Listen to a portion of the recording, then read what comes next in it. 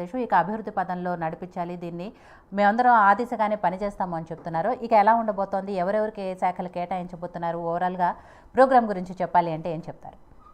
నమస్తే, good evening Vijitha. మా ప్యానెల్లో ఉన్న పెద్దలందరికీ కూడా నమస్కారం. చాలా సంతోషం, ఈరోజు నిజంగా ఎన్డీఏ ప్రభుత్వం మన ఆంధ్రప్రదేశ్లో వచ్చింది. ఇంత క్లియర్ మ్యాండేట్ ఇచ్చారు ప్రజలందరూ. ఒకటండి, ప్రజలకి ఏది కావాలి ఏది అక్కర్లేదు, ప్రభుత్వం ఏ విధంగా పరిపాలిస్తోందని వాళ్ళు గుంభనంగా ఉండి 5 సంవత్సరాలకి ఓటు ద్వారా వారి యొక్క విషయాన్ని, వారి యొక్క ఆలోచనని తెలియజేస్తారు. ఇప్పుడు వైసీపీ ప్రభుత్వం 5 సంవత్సరాల్లో చాలా పెద్దగా 151 సీట్లతో వచ్చారు. చేయాలని ఏదో తప్పుతరే కానీ వారు తీసుకున్న డెసిషన్స్ అన్ని చాలా చోట్ల బెడ్స్ కొట్టాయి. అది వారికే తెలుసు. చాలా వరకు లిక్కర్ విషయంలో కానీ, శాండ్ కానీ, ల్యాండ్ కానీ, కొన్ని యాక్ట్స్ వాళ్ళు తీసుకురావడం, ఇవో మొత్తానికి ఏంటంటే ఏదైతే వాళ్ళు మద్య నిషేధం దఫదఫాలుగా తీసేస్తామన్నది పెంచారు. ఎందుకు పెంచారు అంటే కాస్ట్ పెంచితే వాళ్ళకి ఆ కాస్ట్ వల్ల అంత ఖరీదైనవి కొనుక్కోలేకపోవడం వల్ల వాళ్ళు తాగడం తగ్గిస్తారన్నారు. ఇదంతా ఏమవుతుందంటే అనుభవం లేని కనిపిస్తుంది జగన్మోహన్ రెడ్డి గారికి. ఇంకా ఫస్ట్ టైం ఆయన సీఎం గా వచ్చి ఆ విధంగా వాళ్ళు తీసుకున్న డెసిషన్స్ సో ఒక్కసారిగా అప్సైడ్ డౌన్ అయిపోయింది. సో ఇది కాదు ప్రజలకు కావాల్సింది.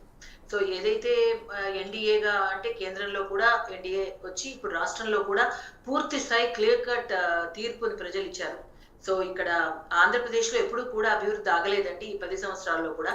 ఎందుకంటే రాష్ట్రంలో గవర్నమెంట్స్ ప్రభుత్వాలు మారుండొచ్చు, కానీ కేంద్రం నుంచి ఇస్తున్న చేయూత సహాయ సహకారాలు 10 సంవత్సరాలుగా కూడా ప్రతి జిల్లాకి ఒక జాతీయ సంస్థను తీసుకొస్తూ ఐఐటీస్, ఐఐఎంస్, నాసిన్, సమీర్ ఇలాంటివి అసలు ప్రతి జిల్లాకి ఒకటి ఉన్నాయి. అండ్ నేషనల్ హైవేస్ కానీ ఇక్కడున్న మొత్తం రైతులకి 60 లక్షల మంది రైతులకి సంవత్సరానికి 6,000 అంటే పిఎం సమ్మాన్ నిధి కింద, కిసాన్ సమ్మాన్ నిధి, ఇలా ఎక్కడ ఏది ఆగలేదండి. ఇక్కడ మాకు అలయన్స్ ఉందా, ఆంధ్రప్రదేశ్లో అలయన్స్ లేదా అని లేకుండా అటు పోషణ అభియాన్ ద్వారా 27 లక్షల మంది మహిళలకి ఉచిత ఆహారాన్ని ఇవ్వడం అనమాట. సో ఇదే కాకుండా Kaushal Yojana, skill development, youth కి 1,06,000 మందికి మేము స్కిల్ డెవలప్మెంట్ ట్రైనింగ్ ఇచ్చి వాళ్ళకి ఉపాధి కల్పించే, ఉద్యోగాలు కల్పించే విషయం, అసంఘటిత కార్మికులు, ఇలా ఒకటి కాదు రెండు కాదండి, అన్ని విషయాల్లోనూ హర్ ఘర్ జల్, అసలు ఈ నీటి సరఫరా కుళాయిలు ప్రతి ఇంటికి అండ్ 23 లక్షల ఇళ్ళు ఏదైతే ఆంధ్రప్రదేశ్కి కేటాయించామో పూర్తి స్థాయిలో ఇక్కడ ఉన్న ప్రభుత్వం ఉపయోగించుకోలేకపోయింది. సో ఇక్కడ ఎంత డీబీటీ, డైరెక్ట్ బెనిఫిట్ ట్రాన్స్ఫర్ ద్వారా డైరెక్ట్ గా జన్ధన్ ఖాతాల ద్వారా ప్రజలకు వెళ్ళేది. ముద్రా రుణాలు ఇచ్చామండి అసలు కొన్ని లక్షల మందికి ఇక్కడ. సో ఆడపిల్లలకి వాళ్ళకి ఇచ్చిన పథకాలు, బేటీ బచావో బేటీ పడావో కానీ, సుకన్య సమృద్ధి యోజన, ఆయుష్మాన్ భారత్ అని అతిపెద్ద బీమా, 5 లక్షల రూపాయల అతిపెద్ద బీమా, అది ఇక్కడ రాష్ట్రంలో వారు ఇంట్రడ్యూస్ చేయలేదు. చాలా మేము పోరాటం తర్వాత ఒక 1 year బ్యాక్ వాళ్ళు పెట్టుదామని ఇంకా అప్పుడు పెట్టడానికి ట్రై చేశారు. వీళ్ళు తీసుకున్న ఆరోగ్యశ్రీలో కూడా ఏదైతే నిధులు కేంద్రం నుంచి వచ్చాయో అది కొంత డైవర్ట్ చేసి ఇక్కడున్న వాళ్ళ స్టిక్కరింగ్ మార్చుకుని చేయడం. పోనీ ఏది చేసినా ప్రజలకు అందిందా అంటే ఈ మ్యాండేట్ వల్ల తెలిసింది ఏంటి అంటే ప్రజలు చాలా అసంతృప్తిగా ఉన్నారు అని చెప్పి. సో ఇక్కడ రావడానికి ఏంటి, ఇక్కడ కక్ష సాధింపు చర్యలు. అసలు వెరీ ఫస్ట్ స్టెప్ ప్రజలు ఆశ్చర్యకరంగా ఏమైంది, ప్రజావేదికను కూల్చేయడం అన్నది అది ప్రజల సొమ్ము. అది ఎవరో చంద్రబాబు నాయుడు గారు కట్టిందంటే ఆయన సొంత డబ్బుతో కట్టింది కాదు. సో కొంత వ్యక్తిగత కక్షలు, వ్యక్తిగత ధోరణులు, వ్యక్తిగత విమర్శలు, అది హద్దు మీరితే ప్రజలు ఏ విధంగా సమాధానం చెప్తారు అన్నది 2024 ఎలక్షన్సే దానికి రుజువు. సో అందుకని ఇప్పుడు కూడా ఇక్కడ ఎప్పుడైతే ఎన్డీఏ వచ్చిందో మేమందరం చెప్తున్నది ఏంటి అంటే, ఇప్పుడు చంద్రబాబు నాయుడు గారిని చూసారు వారి మాటల్లో, పవన్ కళ్యాణ్ గారిని చూసారు మాటల్లో. ఇప్పుడు మాటలు ఏం చెప్తున్నాము, ఎవరిని ఏ విధంగా కూడా కక్ష సాధింపు ఉండదు, ఎవరు నాకు శత్రువు కాదు. ఇప్పుడు పూర్తిగా ఎవరైనా సరేనండి, అటు వైసీపీ ఫాలోవర్స్ అయినా ఎవరైనా సరే, ఆంధ్రప్రదేశ్లో ఉన్న మొత్తం 5 కోట్ల జనాభా కూడా మన ఆంధ్రప్రదేశ్ ప్రజలు. మనం రూలింగ్ చేసే ఈ ఎన్డీఏ ప్రభుత్వం అందరికీ సమానంగా న్యాయం చేయాలి అన్న ఒక ఆలోచన. ఈ రోజు కూడా మనం చూసినట్లయితే శాఖలు కూడా ఇప్పుడు మినిస్టర్స్ అవి కూడా అంటే 8కి 1 చొప్పున మనం కనుక చూస్తే, ఇప్పుడు జేఎస్పీ కూడా దగ్గర 21 అంటే వాళ్ళు 24 అనుకున్నది వాళ్ళు తగ్గించుకున్నారు ఒక 3. వాళ్ళకు కూడా న్యాయం చేసి 3 మంత్రి పదవులు వాళ్ళకి బీజేపీకి ఒకటి. సత్యకుమార్ గారండి, వారు నేషనల్ సెక్రటరీగా ఉన్నారు ఇప్పటి వరకు. And UP and Andaman and Nicobar incharge గా కూడా పనిచేశారు మొన్న ఎలక్షన్స్ వరకు. వారు మాట్లాడిన తీరు, అసలు అతనికి ఆర్గనైజేషన్ లో ఉన్న పట్టు చాలా బలమైనది ఉంది. చాలా మందిని అందరినీ కలుపుకుంటూ ముందుకు వెళ్లే తత్వం సత్యకుమార్ గారిది.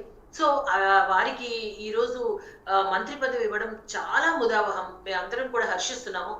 అది కాకుండా భారతీయ జనతా పార్టీ కోర్ మనిషి అండి అతను. చాలా ఆ భావజాలాన్ని, ఆ సిద్ధాంతాన్ని చాలా చిన్నతనం నుంచి వంటబట్టుకున్న మనిషి.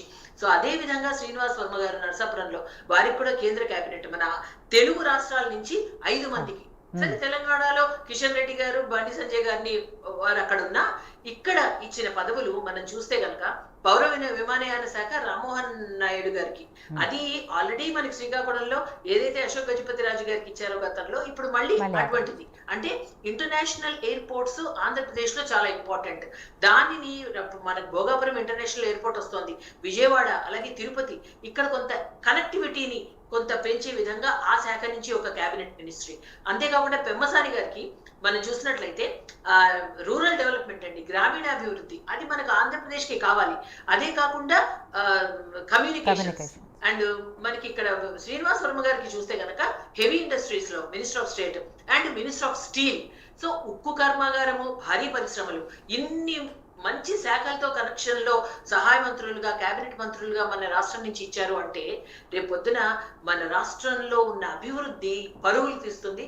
దానికి ఫస్ట్ ప్రప్రథమంగా పోలవరం ఏదైతే సెంట్రల్ గవర్నమెంట్ ఫండింగ్ ఉందో 100% కంప్లీట్ గా అది పూర్తి స్థాయిలో ఈసారి కంప్లీట్ చేసి రాష్ట్ర ప్రజలకి అంకితం చేయడం అనేది కన్ఫర్మ్ గా జరుగుతుంది. సో ఇంకా అన్ని విధాలుగా కూడా ఆంధ్రప్రదేశ్ కి మంచి రోజులు రాబోతున్నాయి. పరిశ్రమలు, ఉద్యోగం, ఉపాధి, అన్ని విధాలుగా.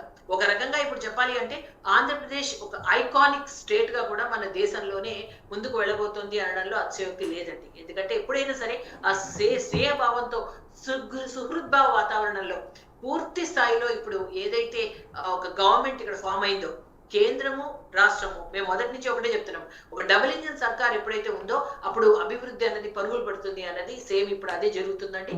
ఖచ్చితంగా మేము ఏవైతే అన్నామో ఆ మాట మీద నిలబడి ఇక్కడ ఆంధ్రప్రదేశ్ విభజన, ఆంధ్రప్రదేశ్ కి కావాల్సినవన్నీ ఇప్పటికే మేము చెప్పనివి కూడా రీఆర్గనైజేషన్ యాక్ట్ లో చాలా వరకు చేయడం జరిగింది, చెప్పడం మేము ఇక్కడ చూపిస్తూ.